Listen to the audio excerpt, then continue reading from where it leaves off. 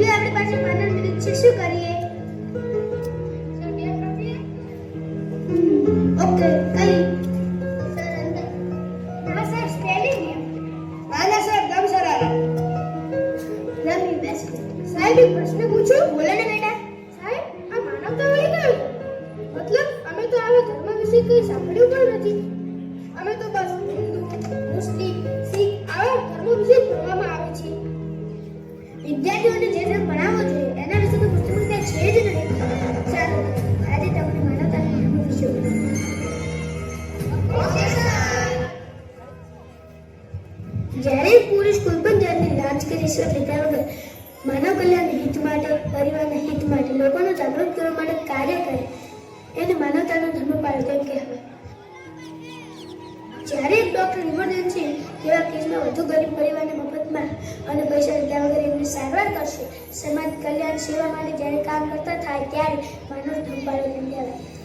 અને જ્યારે એક નેતા સરકારના પૈસામાંથી માત્ર પોતાના ખિસ્સા ભરવા કરતા એના ગામ કે શહેરના વિકાસમાં વાપરતો થાય, ગરીબી ઘટાડી દરેક જાતિ જ્ઞાતિ ભેદભાવ રાખ્યા વગર એમની મદદ કરશે ત્યારે ખરેખર માનવ ધર્મ પાળો કેમ કહેવાય છે? ત્યારે જ આપણા ભારત દેશને આદર્શ ભારત બનાવી શકાશે અને એની શરૂઆત આપણે આપણાથી જ કરવી પડશે.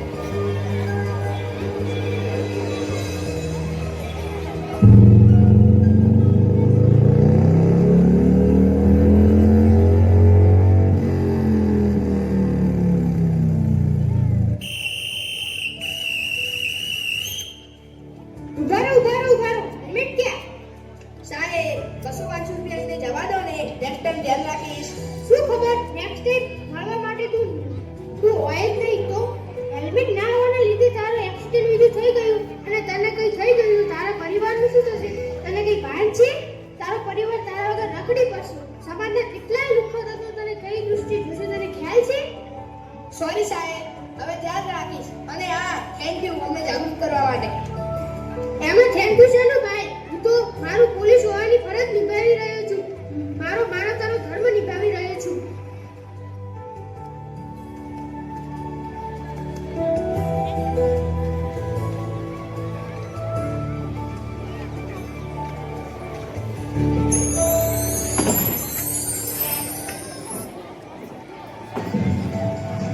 સાહેબ, અમારા દીકરાને જોઈને શું થઈ ગયું છે? એક મિનિટ હો. તમારા દીકરાના હૃદયમાં એક કાણું છે. જો જલ્દીથી ઓપરેશન કરવામાં ના આવ્યું તો એના જીવને જોખમ રહેશે. ઓપરેશન?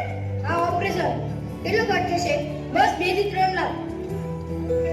2 થી 3 લાખ?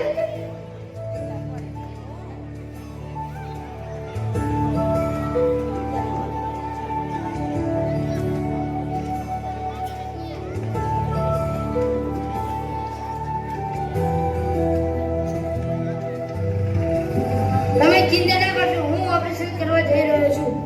પણ સાહેબ, અમારી પાસે આટલા બધા પૈસા નથી. પૈસાની ચિંતા ના કરશો. હાલ એક જિંદગીનો સવાલ છે. અરે, બાળક તો ભગવાનનું રૂપ હોય છે ને.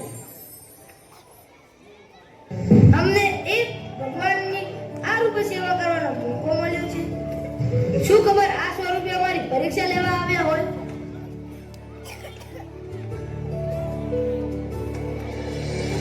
આભાર સાહેબ, તમારો જેટલો આભાર માનું છું એટલું ઓછું છે.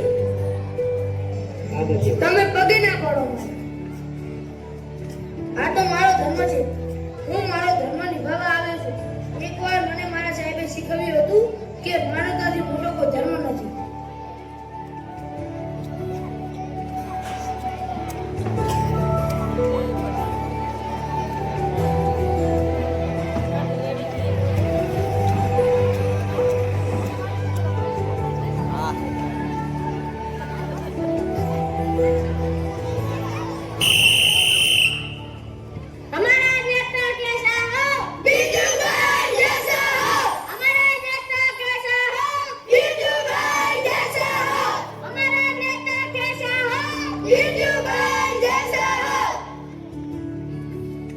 નેતાનો કોઈ પોતાનો સમાજ નથી હોતો અને નેતા કોઈ સમાજનો પણ નથી હોતો.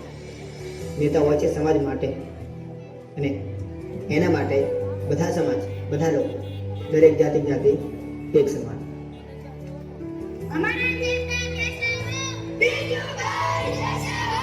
અમારા દેશના કેસવો બીજુભાઈ જૈસા હો. એક નેતાનું કામ હોય છે દરેક સમાજને, દેશને, પોતાના ગામને આગળ લઈ જવું. આ કાર્યની શુભ શરૂઆત માટે અને લોક કલ્યાણ માટે હું મારી પાસે મારા ભાગની 3 વીઘા જમીનમાંથી 1 વીઘો જમીન ગૌશાળાને દાન આપું છું. બીજુભાઈ જૈસા હો. 1 વીઘો જમીન વેચીને 50% ફાળો શાળા બનાવવા આપું છું, જ્યાં ગામના દરેક છોકરાઓ છોકરીઓ ભણી ગામનું નામ રોશન કરશે અને બાકીનો 50% નો ઉપયોગ કરી એક દવાખાનું મારા પોતાના ખર્ચે ઊભું કરું છું, જ્યાં ગરીબ લોકોનું થાય એટલું ઓછા ખર્ચે એમની સારવાર કરી શકે. બસ માનવ કલ્યાણ માટે. બીજુભાઈ જૈસા હો. બીજુભાઈ જૈસા હો. માનવ કલ્યાણ મારો એકમાત્ર ધર્મ રહેશે, કારણ કે મારા સાહેબે મને એકવાર શીખવાડેલું કે માનવતાથી મોટો ક્યારે કોઈ ધર્મ નથી હોતો. અમારા દેશના કેસા હો. બીજુભાઈ જૈસા હો. અમારા દેશના કેસા હો. શાંત શાંત શાંત. હું ઈચ્છું છું કે તમે મારા નામનો નારો ના લગાવશો. આ દુનિયાને માનવતાની જરૂર છે. આપણો નારો માનવતા માટે હોવો જોઈએ. આપણું એક એક કર્મ માનવતા માટે હોવું જોઈએ. તો કહો